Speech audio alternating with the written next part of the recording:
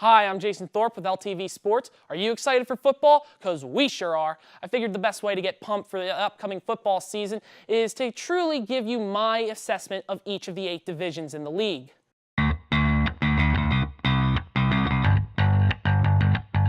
The AFC East has been shaken up a little. The Patriots franchise is starting to crack. They lost a Super Bowl to Nick Foles. Some of their assets have left, and the Crafts are starting to have issues with Belichick. That being said, the Patriots still have Brady, they still have Gronk, and still have a decent defense, and are still going to cyberbully the entire conference like they do every year. Meanwhile, the Jets' plan this season is to be screaming, Sam Darnold! Sam Darnold! For the whole season as they try to pull a wild card spot out of their ass. Meanwhile, the Bills and their new Lord and Savior Josh Allen are doing keg stands and preparing to blow chunks on their entire fan base, while the Dolphins try to pretend they're a professional football team. First off, Jalen Ramsey is right. Josh Allen was an awful draft pick, and I can't wait for it to blow up in their face. And I'm also conflicted, because on one hand, I hate the Patriots, but on the other hand, I want the Jets to stay bad forever. Ah, Mark Sanchez, keep butt fumbling wherever you are, buddy.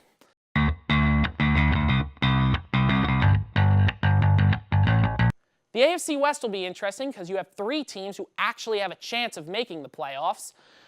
You have the Chiefs, who somehow convinced the Redskins that Alex Smith was worth the money they could have given to Kirk Cousins instead, even though I think Kirk Cousins is better.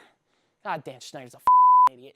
Anyway, the Chiefs now put their faith in Patrick Mahomes, who will lead them to choke in a home playoff game because Arrowhead and Andy Reid. The Broncos have found some schmuck crying in an alley after the NFC Championship game and shipped him off to Denver and gave him some new clothes. That man is Case Keenum, who along with Von Miller could lead them to a playoff game if their coach learns how to coach. The Chargers have made some okay additions. Phillip Rivers is a solid QB, and they could go to the playoffs. But Dean Spanos is still an ass bag for what he did to San Diego, so screw the Chargers.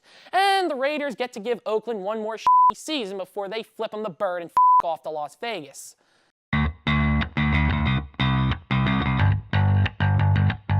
In the AFC North, the Yinzers awake from their slumber and prepare to talk a septic tank-sized load of crap before losing into the playoffs to a team they had no reason to underestimate.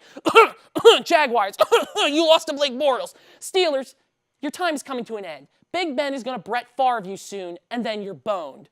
In Baltimore, the entire franchise is being propped up by their aging defense. Meanwhile, the fan base is still hopelessly trying to convince the rest of the league that Joe Flacco is an elite quarterback. In the factory of sadness known as Cleveland, Tyrod Taylor has exchanged being screwed over by the Bills to being royally screwed over by the Browns as he gets to babysit Johnny Manziel 2.0 and Baker Mayfield. My advice? Try to ignore the fact Michael Kendricks got arrested for insider trading and pretend all the hard knock memes will save you. To the people of Cincinnati, I give you a manifesto. If Marvin Lewis still has a job at the end of the season, take to the streets, seize the means of football production, destroy the greedy, apathetic scum who run the team, and burn your shitty stadium to the ground.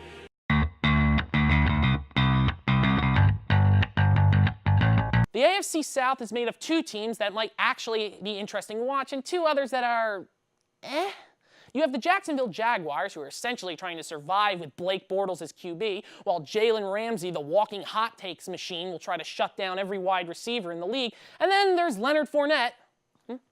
What's that? Oh. Well, Leonard Fournette's injured, so tough luck, Jags. But hey, there's always moving to London. And then you have the Texans, who finally got all their players out of the intensive care unit. Now, as long as these injuries don't cause Watt or Watson to regress, you'll probably get a wild card spot pretty easy and get to laugh at Dallas for now being the bad team in Texas. Tennessee, don't fool yourself. The Titans' playoff run last season was a fluke. Mariota is not your savior. Getting a new coach was helpful, but as a doctor, I recommend burning it down and starting again. Oh, Colts, you're not going far, my friends. Yes, you have Andrew Luck, but you're basically gambling on whatever voodoo witch doctor surgery he got overseas holding up. So you have to pray your O-line never gives up a sack, otherwise your season is over.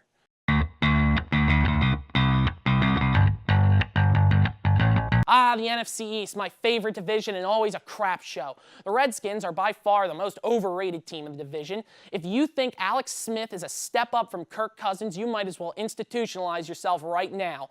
Once again, Dan Snyder continues to be a moron and throws money at players he shouldn't, all while crying in the corner about how the Redskins' name isn't racist.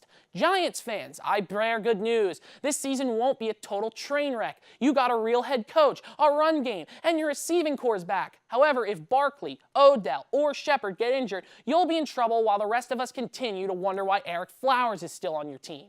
A message to the Cowboys: you suck now, and you're going to be bad for at least the next 5 years, and you deserve it. And just so you know, I'll be laughing the whole time. Jerry Jones, I hope you take that self-aggrandizing Jumbotron and those 3 Lombardis you bought and choke on them. As for my Philadelphia Eagles, you got lucky with an easy early schedule while you wait for Wentz to heal up, and you're going to win the division and probably go to the NFC Championship. Go Birds. I'm a bird. I'm actually excited to see the NFC West. I really have no doubt in my mind that the Rams are going to win the division. I can only see Jared Goff getting better. They threw a lot of money at a lot of good pieces, and who knows, there might finally be more home fans than away fans at their home games.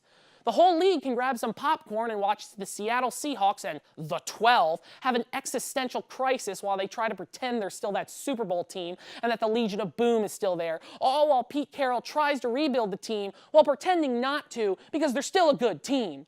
49ers rejoice, for you have given your knight in shining armor Jimmy G a boatload of money which will never come back to bite you. All while your fans still won't come to your games because your damn stadium's too far away. But hell, you could go 7-9 and it would still be a step up from last year. Cardinals, I don't know what you want me to say. Hope Bradford and your old-ass players stay healthy? You're not going anywhere.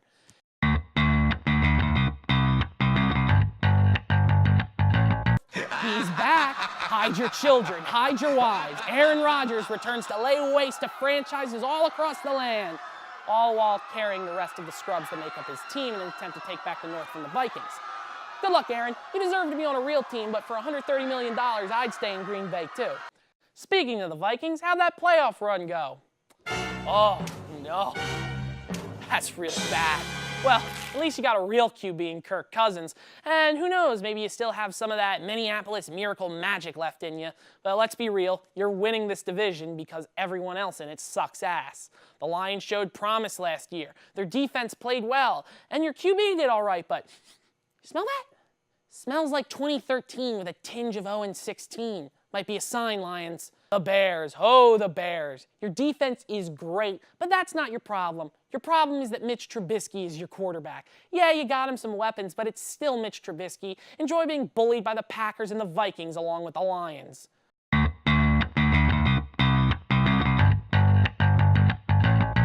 AFC South, we again have a division of 3 teams who actually have a chance. Falcons, I think you're starting to approach the end of your Super Bowl window. I mean, you should have won one 2 years ago, but Brady had something to say about that. I would get ready to start pressing the panic button soon because you're still decent, but it's only going downhill from here. The Panthers, aka Cam Newton, prepare for another season of showboating and flexing on the league while he acts as the Panthers' entire run game. Cam, we get it. You're good. Now just turn over the ball at the worst time during a playoff game like you always do and move on. Saints, you shouldn't have lost that playoff game, but a rookie made a mistake, so you get to try again. I think you should start saying your goodbyes to Drew Brees, as it's about getting time for him to go to the farm upstate, but you picked up Teddy Bridgewater as a backup who can take over, which was a smart move. And last and least, the Bucs. Famous Jameis is suspended for 3 games, and you get to rely on Fitception. I know Jameis says you'll be eating dubs, but if by that he means be the laughing stock of the division again, he's right. Well, that's how I see each division this season. Now prepare for me to be totally wrong by week 4. Thanks for watching.